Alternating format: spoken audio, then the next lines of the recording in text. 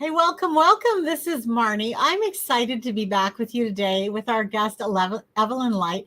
We're going to be talking about leadership training inside the heads and hearts of hurting women. We're going to talk about how gals walk through depression, brain fog, and confusion, how surrendering to God's love changes everything. We're going to discuss why wounded women compartmentalize and how to understand that, how to help women to see that they are okay. They're going to be okay. The soul destroying habit of self-blame and how to help your women finally leave it behind. And also the truth of Romans 8:28, that no matter what life throws at you, it is possible to heal and thrive. Our guest today is Evelyn Leite. She is such a delight. And she is an author, counselor, and speaker who shares her heart-wrenching real-life experiences related to family addictions and mental health to lead women to Jesus. You can, during this session and with your ladies, our prayer is that you will experience truth, redemption, love, and acceptance. The website for Evelyn is evelynleite.com. And also she's one of our featured speakers over at womenspeakers.com. So we're so excited to welcome you right now to the platform, Evelyn. So great to have you. Thank you, Marnie. It's wonderful to be here. And it's been so fun getting to know you over the past several months and your amazing story. We're going to kind of dive into that a little bit as we go through the program here. But you have a lot of experience with just living through some really tough stuff. And so I wanted to have you on today to pick your brain for those of us who haven't really lived through families of addiction, through alcoholism, through abuse, through lots of different things that you have lived through. And a lot of the leaders who are listening to this or will listen in the future have gals in their group that have lived or are living through this. And I'm just bringing you on today to help us understand how we can help other women. And of course, some of you listening may be already in this situation today where you can just really gain a lot of insight from Evelyn too. So I guess when we come into this conversation, then I want to start by having you describe some of the feelings that you had when you were, I'm going to start with when you were a young woman and living in situations, and maybe you can just start with the emotions and we'll unpack it a little bit more as we go. I'd love to share what I can, Marnie. I grew up in an alcoholic home. My father was an active alcoholic, and my mother was, you might call her a flaming codependent. She was a prime enabler. And she was also raised at a time when men were everything, and women had a very hard time having any voice at all. So they married in the 30s. I was born in 1938. I grew up on a farm in the 40s, and we were very poor. A lot of our poverty came from my father's drinking, but a lot of it also came because of the farm ground that he was farming with a team of horses. And we lived without running water, without a bathroom, without electricity. We had kerosene lamps for the first several years of my life and outhouses. And looking back, I've written books about that because the historical value, there's a lot of people who will never understand what that is like unless they go to a third world country. Right, exactly. So that's part of the reason for writing the book, is to capture that history for people who are interested in history and what happened back in the 40s and the 50s. Mm-hmm. It was, in those days, I felt like no one was in charge in our family because everything wrapped around my father and his behavior and his drinking. And when he wasn't drinking, he was a really, really good man. And he was the only one who ever really showed me any love, which was very confusing for me. Right. And part of the reason my mother couldn't do that is because she had babies one after the other. And her life was extremely troubled and very busy. And even in spite of all that, we had huge family gatherings. We actually had a lot of fun out there on that farm. My dad's family would come and visit us. My mother's family was right there. We had very, very close-knit family in spite of all the drama and trauma that was going on behind closed doors. So that's very confusing for a child. So as you got into your late teens and then you married, you were dealing with a lot of that confusion morphed kind of into a lifestyle for you. Yes, we moved, excuse me, we moved to another town where they were building the largest earthen roll dam in the world. Excuse me. No, you're still recovering from COVID. I'm so glad you're here, and I'm so proud of you. Thank you. It really did affect my throat. Yeah. So we moved to this town where there's the largest earthen roll dam in the world when I was only 13. And the town was overcome with construction workers and 24-hour excitement. It was a wild, wild, wild cowboy town. And we did have a lot of exciting days and never a dull moment. And in this town, my dad built a trailer court. So we had a trailer court full of people. And we actually lived right on the Missouri River. And I never realized until I moved away from home that not everybody had a river in their backyard. So those were the days when I actually started. I was 17 years old when I took my first drink. And up until that point, I was very shy, always felt insignificant, always felt insecure, always felt less than the people around me. I was known to apologize for breathing your air. I tried to be unobtrusive. And yet, even in my unobtrusiveness, I had no filter and no boundaries. So I would say things that were just way out of line and shock people, and didn't really know any better back then. So I had a lot to learn. But when I was just barely 18, I married a man, because that's what you did in the 50s. You got married. And as soon as you got out of high school, but I did it even before I got out of high school. Not because I had to, but because I wanted to get away from my family, and I thought that was a way out. He turned out to be a batterer. We traveled all over the world because he was in the Air Force. So we lived everywhere: California, Denver, Omaha, went to Japan for a couple of years. And I had to have the Air Force send me home from Japan because his abuse was really bad.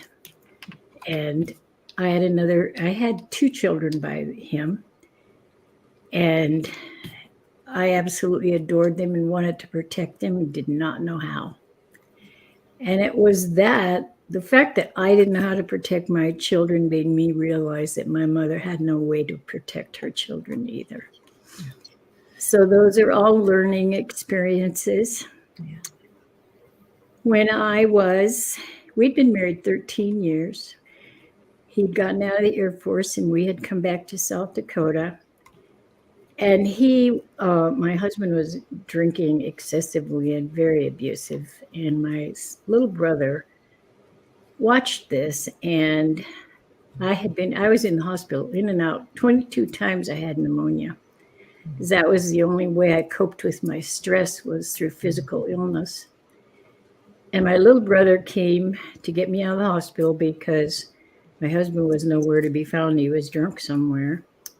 And my little brother said to me, "Evelyn, I'm not going to help you anymore. You are putting up with this. You deserve way more than this. And you could be somebody. You're a smart woman. You could be somebody if you wanted to." And shortly after that, my little brother was killed in a rodeo accident. He was a bull rider and he got stepped on. And on my way home from the funeral, I thought, I will be somebody, and I will be somebody to prove you right. And I went back to the town I was living in. I signed up for college. There's a long story. That's in a book too. It's a very long story about how I got to college, but I got there. And I got a divorce at the risk of my life, because at that point my husband said, I will wait in the garage, and if you and the kids leave the house, I will kill you. I will shoot you. So I had to import a brother who protected us with his own shotgun. And as I'm telling this story now, I am thinking that was normal for me. Right. I didn't think anything of that. I mean, that's just how Just your life. I lived. So I wrote a book about that. So I have a series of books written about my life and my struggles. And my biggest struggle was with God. I was so mad at him. I really, really did not like him. I swore at him. I screamed at him. I told everybody who would listen that he didn't exist or that he was dead. And that even if he did exist, he didn't care about us. And so I don't know if I'm answering your question. You're doing great. You're doing great. I think that what you're sharing is you're helping us to understand what it's like to just be in it. Like you said, having somebody say, I'll shoot you and the kids, it was just like, well, that's just part of my life. Most women honestly don't have that in their thought processes ever. Yeah. And I think what you just talked about was there was this transition in your life where you actually realized that God did exist, that he did care about you. You surrendered to him, and that changed everything. That took several years. Yeah. First of all, I had to deal with my own alcoholism, which over the years was slowly getting worse. In the beginning, it was nothing compared to the people around me. But over the years, it progressed, and that's how you know it's really alcoholism, because it's progressive. It never stays the same. It continually gets worse, and it is eventually, no matter how quietly you or silently or hiddenly you try to drink, it shows itself in your behavior. And I was so graced by God. That's all you can say. I was working for the state of South Dakota, drinking heartily on every happy hour that I could get to and on weekends, and thinking nothing of it, because as I say, everybody around me drank way more than I did. Right. And I tried not to drink when my children were around, and I tried to plan ahead. And planning ahead is another big part of life. warning. If you have to plan your drinking ahead of time, you're in trouble. There's big trouble there. But I planned it so that I would have a babysitter or didn't have any place I had to be, so that it didn't affect my children. I thought that's not true. It did affect them, but I thought I was keeping it from them, and I wasn't. So eventually, a friend of mine who worked for the state said, Evelyn, they need a education specialist over at the Division of Alcoholism, and I think you would be perfect for that job. Well, I thought I would too, because after all, my dad was an alcoholic. I mean, I knew everything there was to know about alcohol, right? So I applied for the job and I got it. And the first thing I did was start studying everything I could so that I could educate the public on what alcoholism was. And in the process of studying this, I started seeing a lot of things that I didn't want to see. And eventually, I set up workshops across the state of South Dakota for ministers, because I had gone to a lot of ministers when I was married to my battering husband, and I didn't get help from any of them. Actually, there were really, there were about 4 of them that I went to say, help me. I don't know what to do. Help me. I'm being abused. I'm being battered. Help me. And they all told me, go home and pray. Wow. They Wow. also told me if you were the right kind of wife, he'd be the right kind of Wow. husband. Yeah. Yeah. Wow. And that's what they did back then. Right. Wow.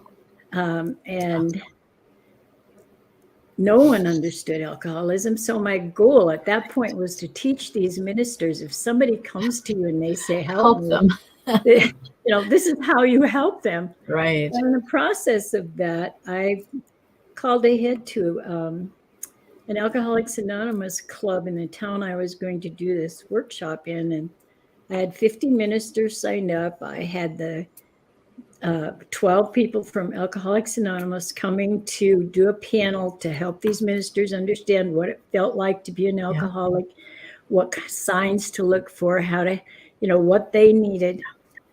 And as I'm listening to this, I'm discovering, oh my God, that's me.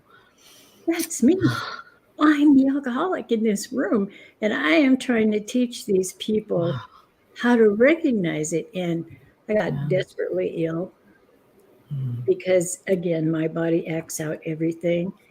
Doesn't come out in my behavior, in my emotions. It comes out in my body, and I get desperately ill. And I did once I learned this. And then I did what every smart alcoholic does. I changed jobs. Oh. Okay. It's called a geographical escape. And so it took me a while, a lot, quite a bit while longer to acknowledge it. But that was a God thing. And there was no doubt in my mind that God has been with me every step of the way. Yeah. He has supported me. Even when I was a child, there was a sexual abuse incident where God was present. And I didn't know at the time that he was present, but later when I was doing some therapy, it was very obvious that he was present. Right. Right. And Yeah. he has just guided me every step of the way. Oh, it's so beautiful, and it's such a hard journey, right? But yes. But God, I love that phrase, but God. So you talk a lot about compartmentalization and why women, especially in addictive families or abusive situations, compartmentalize. So talk to us about that. Well, it started with my mom, who put on a good front no matter how much pain she was in. You would never know she was in pain. My mother was a very beautiful woman, and she sang solos for the church. And she sang solos at every funeral, every celebration. And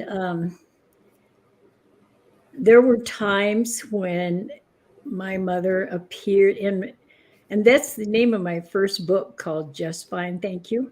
Yeah. Because no matter what my mother was going through, if someone would say, and how are you, Edith? She'd say, just fine, thank you. And even though I know now that a lot of people in that area, because it was a small farming community, knew that my dad was a drunk, my mother didn't know it.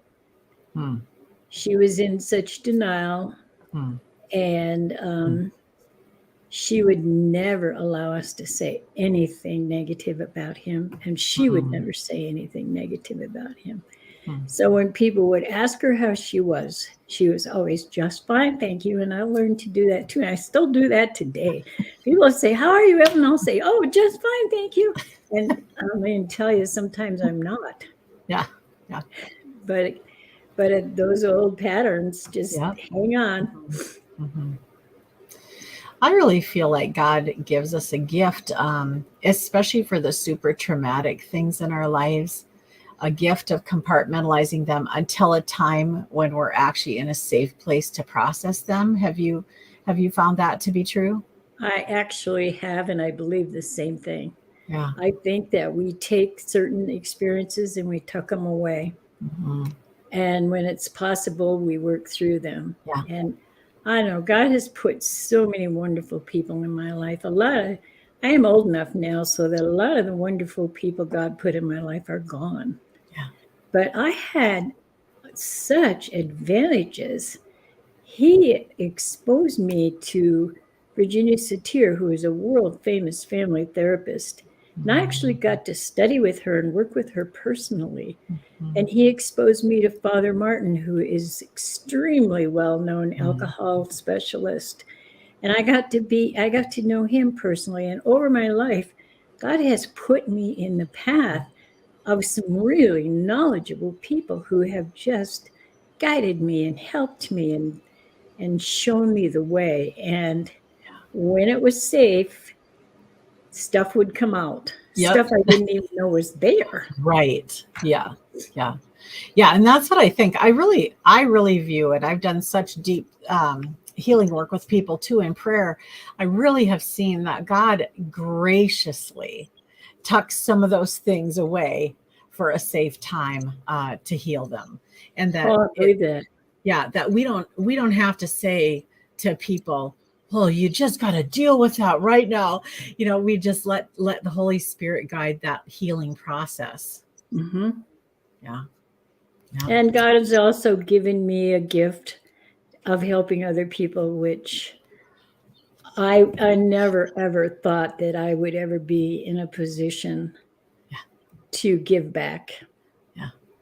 I was thinking as you were talking about the kind of famous people that had helped you, and then what you've done with that is you've made that into very accessible training for other people through your books. I mean, your books are not only your story and historical, but they actually walk people through, you know, the process of getting free. And so I just love that about your work. You talk about helping women see that they're okay. And when you say okay, what do you mean by that? I mean, most women don't feel okay. Something's wrong with me.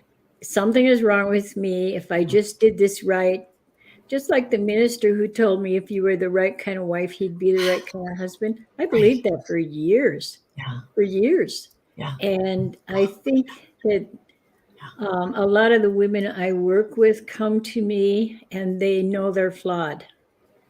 Yeah. And they feel like they're flawed in some very fundamental way. And that's not true. It isn't true at all. They're in a flawed relationship, or they've grown up in a dysfunctional home, but they personally are not flawed. And my goal then is to help them see that. And I have a specific kind of therapy called EMDR, eye motion, excuse me, eye movement desensitization reprocessing. It's a mouthful. That's why they call it EMDR. But when I trained in that and actually did it for myself, I never asked anybody to do anything I haven't done. Yeah. I did it myself and it opened doors. I didn't even realize I was still carrying so much garbage. And as I did this EMDR, I got set free from so many old tapes and so many old messages. And I love doing that for other women and setting them free. Yeah. And there are, you know, when I was the first one in South Dakota to start doing that, and I got laughed at and poked at and called snake oil. Oh boy. No, everybody's doing it. Yeah. So you know, what I love about God is that he uses so many different things to free us, right? Yes. There are just so many things, and it might just be a girlfriend sitting with you in a coffee shop when God frees you from something, or you might be at the altar and God frees you from something, or listening to a song, or seeing a sunrise, or doing EMDR. I mean, it's like God works in so many ways, but his message to us, I believe, his overall message to us is that he created us the way we are. He loves us with all of ourselves, every mistake, everything. He just loves us, and he longs to have a relationship with us. And that is the hardest thing for us to accept, Yeah. especially those of us who felt so unlovable Yeah. early in life. And I mean, there are many, many, many people who did not get the nurture that they needed to survive. Right. And I personally only survived because God was there, and he got me through it. Right. And then he put me in the path of people who would nurture me. Yeah. Later. And he did it amazing. When I think about it, it is so amazing. Love this God. So, a lot of gals who have been abused or have been smashed kind of down by life do a lot of self-blaming. And how did you begin to get past that? Because that's just like ingrained in you because you've always been blamed. So, how did you begin to get past that? Well, first of all, it's important to realize that you blame yourself because you're the only one you have any power over. Mm. So if I blame myself for my husband's abuse, I can change me. I can, and I tried. And I did change me in many ways, but I have no power over him. And all children blame themselves, even if they're 4 or 5 years old. If they get sexually abused, it's their fault. Mm. They shouldn't have been there. They shouldn't have worn what they wore. They shouldn't have done this. They shouldn't have said that.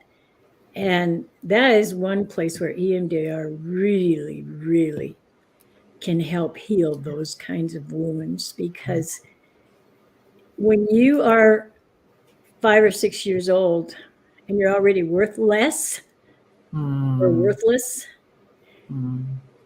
you grow up with that tag across your chest, I'm worthless. Mm. And to get rid of that takes a lot of work. It doesn't just go away.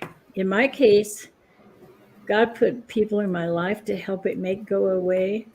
I actually do believe that God does just heal some people, Right. but he He does. didn't choose to do that with me. Right. Not everybody. Yeah. I mean, I really feel like a lot of us, he wants us to walk through the process of the healing process in the same way we walk through life. We don't just turn 2 and then turn 18 and be able to drive a car and do whatever we want. I mean, you got to walk through the process. And I think most of us, yes, walk through processes. Some people, like you say, he just heals in an instant. But for a lot of people, it's a journey. And that coming into a grace-based perspective of life is such a gift. And like for me, I kind of grew up with that. And so for me, it's easy. It's the most natural place to be. But I know that when you didn't grow up with it and when you had hard things happen to you, it takes a bit to get back there. Well, I went to a Hellfire Brimstone church as a kid.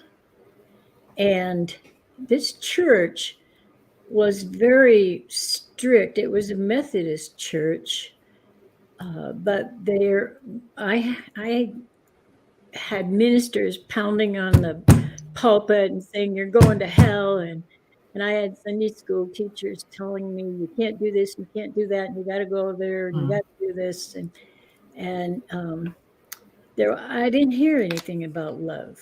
Mm-hmm. Yeah.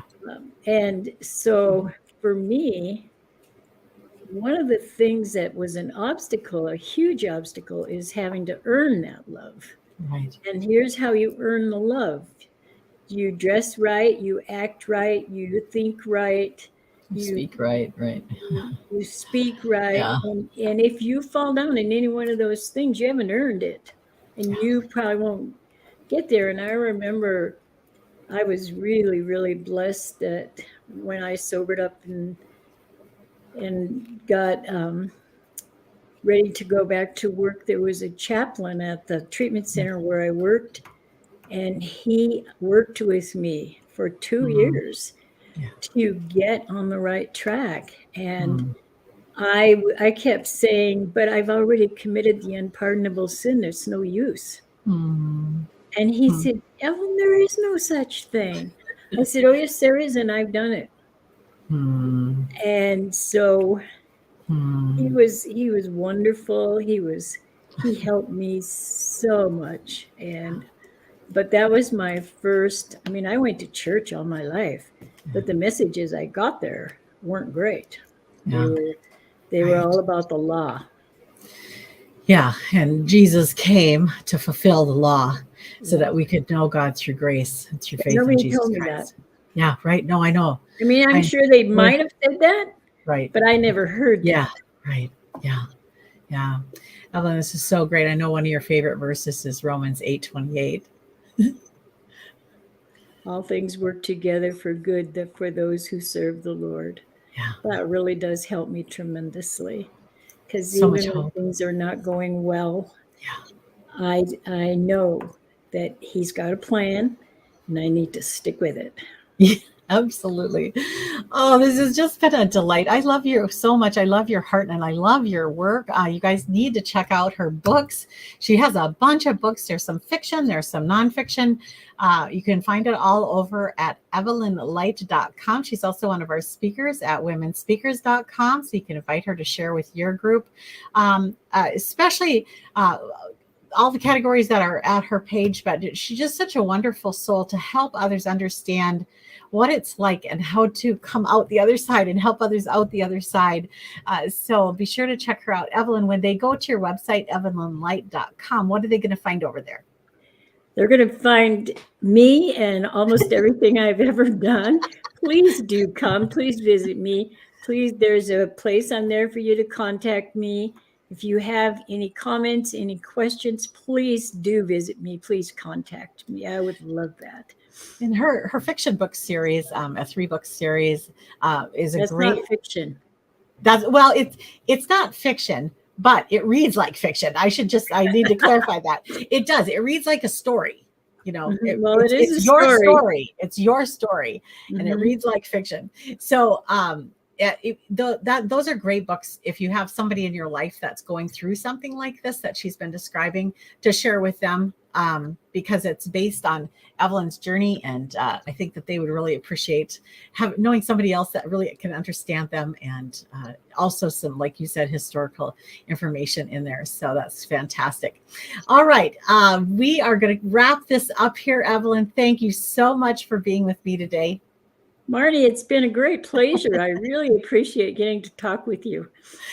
Well, I love you, and I'm so glad you guys were here with us. So great to have you with. We'll see you next time. Have a wonderful rest of your day. Bye-bye.